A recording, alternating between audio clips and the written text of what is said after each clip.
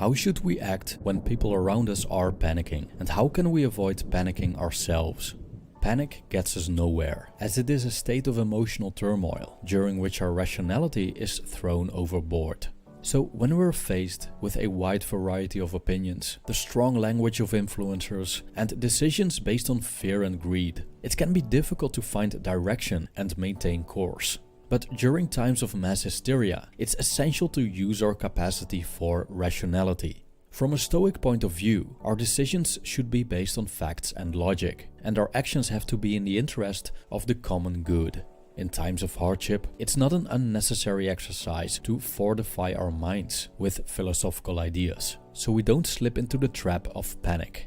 Roman Emperor and Stoic philosopher Marcus Aurelius had some valuable insights on how to strengthen the mind, so we don't deviate from the right path.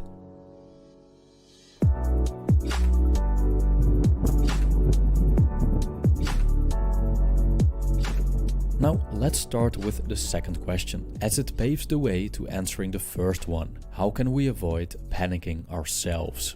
To navigate our minds back into tranquility, it is important to become aware of the nature of what we are panicking about, and also the reasons why we panic.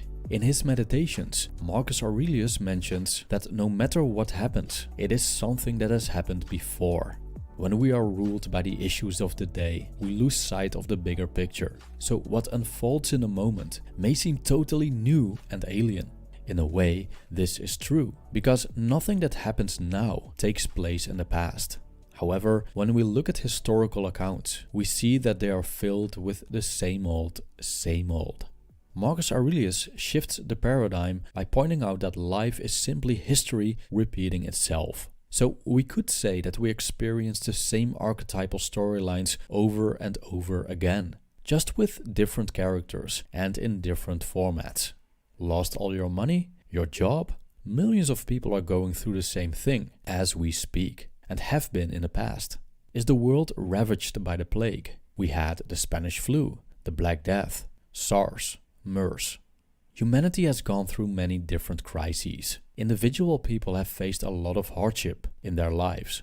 There have been good times and bad times, and we have gone through peace and war. History taught us that this mechanism never changes as long as we exist. It is simply life manifesting the same patterns.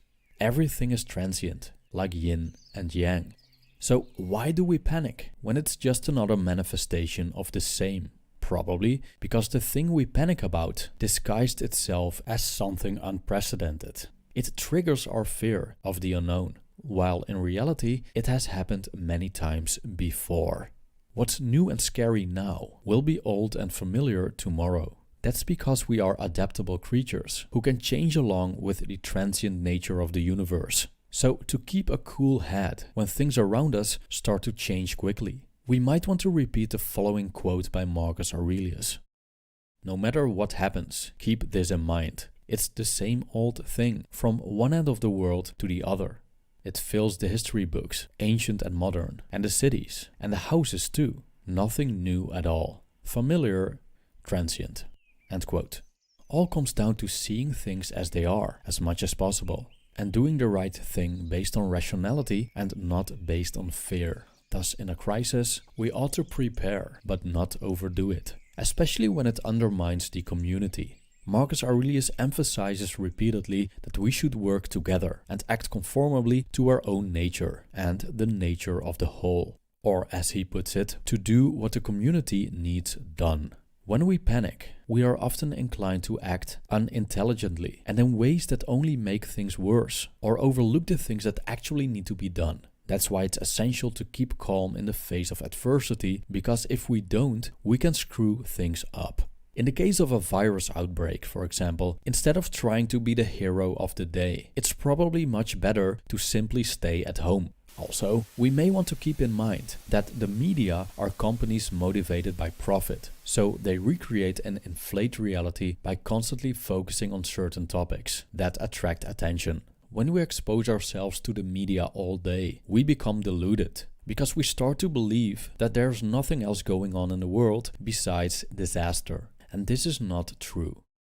So instead, It's better to focus on our direct environment, something that we can actually influence, and see how we can do something beneficial. Thus, don't try to change the things you cannot change. Instead, give your grandmother a call. Now, when it comes to dealing with panicking people, staying calm in the herd is much easier when our own faculties are strong. If we are determined and don't let ourselves be carried away by our irrational thoughts and emotions, we become towers of strength that are immune to all compulsion, like, for example, the cravings for toilet paper. Even when world leaders act irrationally and the things they say don't make any sense, or when hostility and violence dominate the streets and people scream bloody murder, Marcus Aurelius would probably advise us to not engage and to calmly do what the situation asks of us. I quote, "Let them scream whatever they want. Let animals dismember this soft flesh that covers you. How would any of that stop you from keeping your mind calm, reliably sizing up what's around you, and ready to make good use of whatever happens?" End quote. At the end of the day, what people around us are doing is not up to us. If they feel that panic is the answer, we can only change their minds if they are open to alternatives. But when they aren't, we'll only waste time trying. In such cases, we are better off preventing ourselves to go along with their panic, so we maintain our inner peace. I quote, "The tranquility that comes when you stop caring what they say, or think, or do. Only what you do, not to be distracted by their darkness, to run straight for the finish line, unswerving." Thank you for watching, and be kind to each other.